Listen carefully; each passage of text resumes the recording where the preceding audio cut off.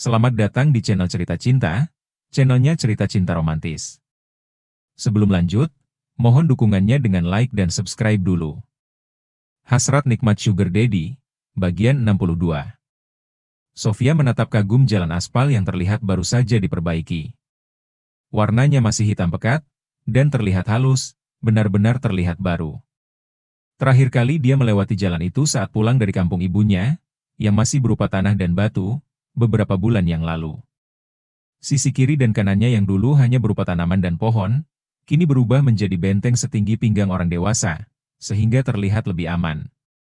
Belum lagi ada banyak tiang lampu yang berjejer, di setiap jarak 5 meter untuk penerangan di malam hari. Jalannya sekarang bagus, ya? Katanya, membuka jendela di sisinya.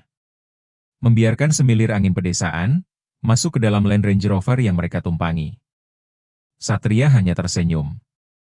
Tangannya tak sekalipun melepaskan genggaman pada lengan kecil istrinya, semenjak mereka meninggalkan hotel pagi tadi. Jam berapa sekarang? Tanya Sofia menoleh. Satria melihat jam yang melingkar di pergelangan tangannya. Jam 11, jawabnya. Cepat juga, ya? Apa karena jalannya sekarang sudah bagus? Mungkin. Ujar Satria, menjawab masih dengan senyum di bibirnya. Merasa puas dengan hasil yang dikerjakan oleh orang-orang suruhan Arfan dan mitra kontraktor miliknya. Kamu kenapa sih? Dari tadi senyum-senyum terus? Tanya Sofia kembali bersandar pada tubuh suaminya, yang segera merangkulnya dengan erat. Tidak apa-apa. Kamu senang? Tanyanya, yang tak melepaskan pandangan dari Sofia. Perempuan itu mengangguk. Iya? Bagaimana aku tidak senang, kamu meluangkan begitu banyak waktu. Hanya untuk mengunjungi makam orang tuaku, padahal pekerjaanmu begitu banyak. Satria menggendikan bahu, senyuman masih terukir di wajahnya. Sesekali mengunjungi orang tua walaupun mereka sudah tidak ada, ujar Satria, tangannya tak bisa dia membelai pundak istrinya. Lalu bagaimana pekerjaanmu? Ujar Sofia mendongak. Ada Arfan? Sepertinya dia sangat sibuk akhir-akhir ini karena mengurus pekerjaanmu. Itu memang sudah tugasnya, dan sepertinya aku harus sering meluangkan banyak waktu mulai sekarang. Untuk apa? Untuk pria itu mengulum bibirnya, lalu tersenyum lagi. Sofia menepuk pahanya agak keras, mesum. Katanya, namun mereka berdua tergelak. Apa tamu bulananmu sudah selesai? Tanya Satria berbisik. Sedikit lagi, jawab Sofia. Kenapa lama sekali? Baru 4 hari, biasanya 1 minggu. Apa? Selama itu? Biasanya. Satria merebahkan kepalanya ke sandaran kursi di belakang, tiba-tiba dia merasa pusing. Kamu kenapa? Tanya Sofia mendongak lagi. Tidak apa-apa, hanya mengantuk. Jawabnya, lalu diam. Sofia ikut merebahkan kepalanya di pundak pria itu. Menikmati perjalanan yang kini terasa lebih nyaman dari sebelumnya. Nyaman karena jalannya sudah lebih bagus dari pertama kali dia berkunjung ke kampung itu. Nyaman karena kali ini dia pergi dengan sukacita, bersama sang suami yang begitu dia cintai. Merasa nyaman karena dia merasa begitu bahagia, dan karena dia merasa begitu bersyukur dengan apa yang didapatnya saat ini.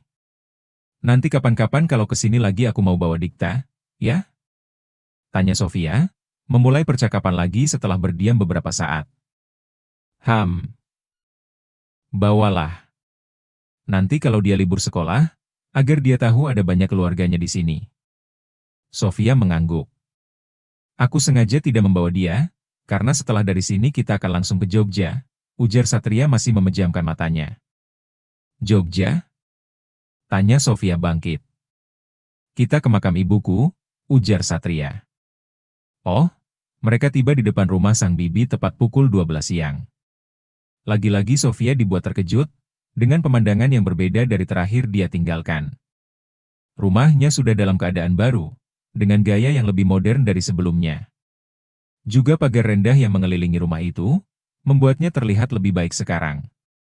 Belum lagi tanaman-tanaman yang ditaruh di setiap sudut halaman, membuatnya terlihat lebih indah. Kita tidak salah rumah? Tanya Sofia mengerutkan dahi. Tidak. Bibi kapan bangun rumah baru? Tanya Sofia heran. Satria kembali tersenyum. Pintu depan terbuka. Nampak seorang perempuan parubaya, yang sudah dia hafal wajahnya datang menyambut. Bik! Teriak Sofia menghambur ke pelukan bibinya. Aduh, anak bibi, perempuan itu menciumi pipi keponakannya dengan penuh kerinduan. Aku pikir kami salah rumah, ujar Sofia yang berjalan mengikuti sang bibi. Gak, ini baru selesai sebulan yang lalu kok. Jawab bibi, melirik ke arah Satria yang samar-samar tampak menggelengkan kepalanya. Sofia mengangguk, aku pangling, dia terkekeh. Bibi mengelus punggung keponakannya dengan lembut. Kalian hanya berdua? Tanya bibi, melirik ke arah mobil yang terparkir di depan rumah. Iya. Hanya sebentar kok, mau ke makam ayah dan ibu. Tidak menginap? Tanya bibi melirik ke arah Satria yang berdiri terdiam. Mungkin lain kali. Baiklah kalau begitu. Setelah beristirahat beberapa saat, mereka berjalan ke arah pemakaman keluarga, yang terletak tidak begitu jauh dari rumah. Hanya berjarak beberapa petak kebun, yang ditumbuhi tanaman sayur dan pohon buah-buahan. Kini mereka berdiri di depan dua makam orang tua Sofia, Arini dan Surya. Dua orang yang masih ada hubungan masa lalu dengan Satria, terutama Nicholas, ayahnya. Aku ingat, ayahmu dulu yang sering mengantarku pergi ke sekolah. Mata di balik kacamata hitam itu menatap lurus, ke arah batu nisan yang bertuliskan dua nama orang tua Sofia. Oh iya? Malah rasanya aku lebih sering bersama dia daripada bersama ayahku. Dia selalu datang lebih pagi dari siapapun. Sengaja hanya untuk menyempatkan mengantarku ke sekolah, sebelum datang ke kantor untuk bekerja dengan ayahku. Dia melakukannya hingga aku kelas 5 SD kalau tidak salah, setelah itu dia menghilang. Aku sempat merasa kehilangan, karena dia adalah sosok yang selalu ada ketika aku membutuhkan kehadiran ayah. Dalam ingatanku, dia yang selalu ada di setiap momen penting dalam masa kecilku, setelah ibu meninggal. Mengantar ke TK, bermain bola, mengajariku bersepeda, dan sering mengajakku jalan-jalan. Sampai-sampai aku mengira dialah ayahku, bukan si tua Nicholas. Satria terkekeh, namun dia menyeka sudut matanya yang terasa sedikit basah. Sofia merangkul pinggang suaminya dengan erat. Kenapa rasanya hatiku sedih begini? Padahal mereka orang tuamu. Ujar Satria, sekali lagi dia menyeka sudut di balik kacamata hitamnya. Kamu memiliki kedekatan dengan ayahku rupanya. Aku juga pernah beberapa kali bertemu dengan ibumu saat mereka berkencan. Satria terkekeh. Aku diperlakukan seperti anak mereka. Ibumu perempuan yang baik, dia penuh kasih sayang, aku bisa merasakan itu. Benarkah? Tanya Sofia. Satria mengangguk. Sekarang aku mengerti kenapa aku merasakan sesuatu yang lain, ketika bertemu denganmu pertama kali di jalan kampung itu, saat kamu memberiku sebotol air mineral. Sofia mengerutkan dahinya. Aku merasa mengenal wajahmu, tapi dalam versi yang lain. Aku langsung merasa begitu dekat, ketika kita pertama kali bertemu. Rupanya kamu adalah anak perempuan itu, yang memberiku sedikit kasih sayang ketika aku kecil. Kamu begitu melankolis. Haha, iya, sepertinya begitu. Sentuhan kasih sayang sedikit saja, bisa sangat membekas di hatiku. Aku tidak akan pernah melupakan perbuatan baik apapun, yang orang lain lakukan kepadaku. Walaupun itu hanya sekecil butiran debu. Aku pasti ingat dengan baik. Makanya aku mengikutimu ke panti asuhan, setelah kamu memberiku air minum. Ujar Satria, mengeratkan rangkulannya di tubuh Sofia. Bahkan dari kamu kecil kita sudah ditakdirkan bertemu, untuk melanjutkan hubungan kedua orang tua kita. Ujar Satria terkekeh lagi. Dan seharusnya waktu kelulusan sekolahmu, aku datang menghampirimu, bukan malah pergi setelah Firza datang. Belum lagi saat ayahku pingsan di Hotel Marriott, harusnya kita bertemu, kan? Dan banyak lagi cara yang Tuhan tunjukkan agar aku menemuimu, tapi aku tidak begitu peka. Yang menjadikan semuanya terjadi sia-sia, dan membuat hal ini begitu rumit. Memang sudah jalannya seperti itu, kita tidak bisa menyesalinya. Ujar Sofia mengusap dada pria itu dengan lembut, mencoba menenangkan kekalutan yang dirasakan suaminya. Aku hanya sedikit kesal jika mengingat itu. Ujar Satria, membuka kacamata hitamnya sebentar, untuk menyeka matanya yang basah. Sudahlah. Sofia terkekeh, merasa agak lucu dengan sikap pria yang tengah merangkulnya itu. Kita sudah bersama sekarang. Tidak usah menyesali yang sudah terjadi. Memang sudah jalannya harus seperti itu. Mengapa kamu selalu bersikap seoptimis itu? Bahkan ketika keadaan begitu sulit untukmu? Tanya Satria. Sofia menggendikan bahu, tidak tahu, aku hanya seperti itu. Satria semakin mengeratkan pelukannya. Ah, rasanya dia semakin mencintai perempuan ini. Dia tak bisa berhenti menciumi puncak kepalanya, jika saja Sofia tak menghentikannya. Setelah dari makam orang tua Sofia, mereka langsung bertolak ke Jakarta pada sore hari. Dilanjutkan perjalanan ke Jogja dengan pesawat pribadi milik Satria, yang memakan waktu kurang dari 1 jam. Mereka tiba di depan sebuah rumah besar bergaya tradisional Jawa.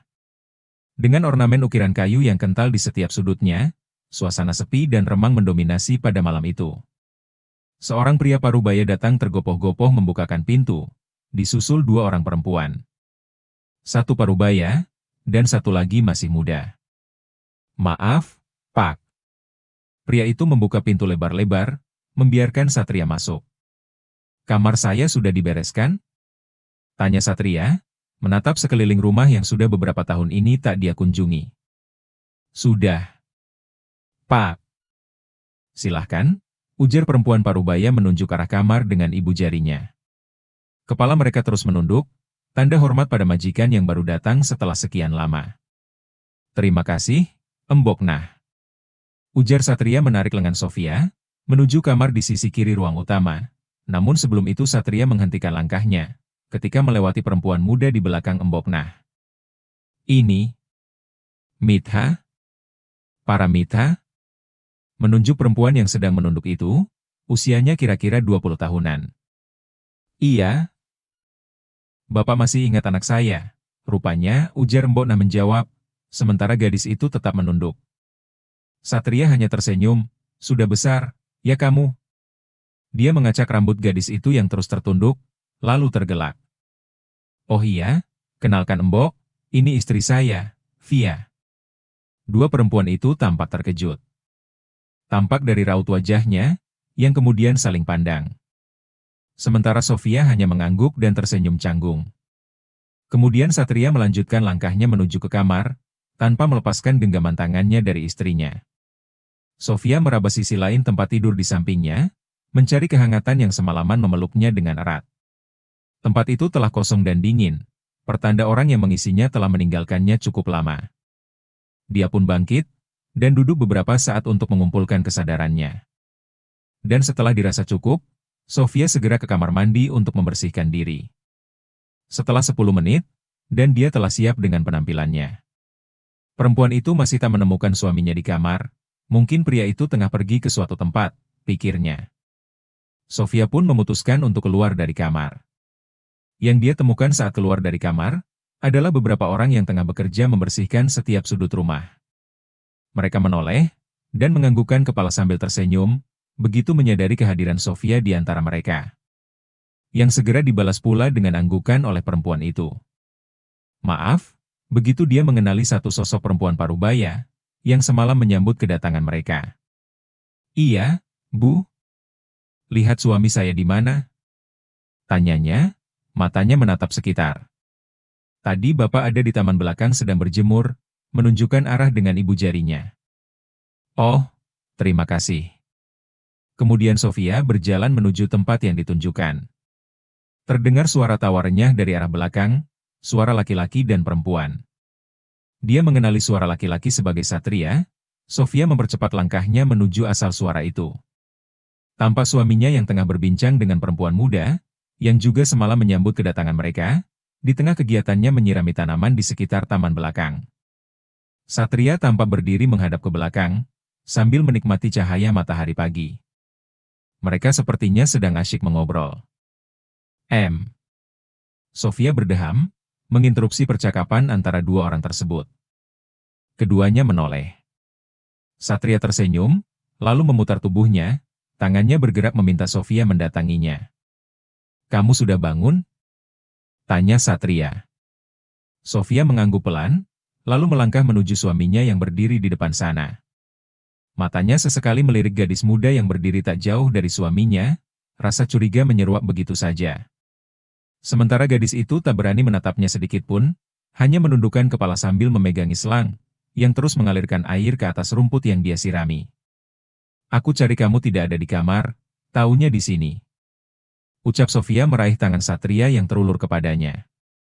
Satria tersenyum lagi.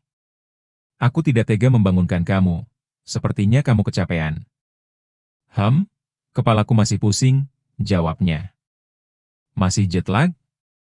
Tanya Satria terkekeh. Sofia menggendikan bahu. Sekali lagi dia melirik gadis itu, yang perlahan menjauh dari mereka. Sepertinya aku mengganggu, ujar Sofia memiringkan kepalanya. Maksudnya? Tanya Satria heran. Sepertinya aku sudah mengganggu kalian mengobrol, ujar Sofia mengalihkan tatapannya pada Mitha. Oh, tidak, Satria menggeleng. Benarkah? Sepertinya kalian akrab sekali. Bersambung.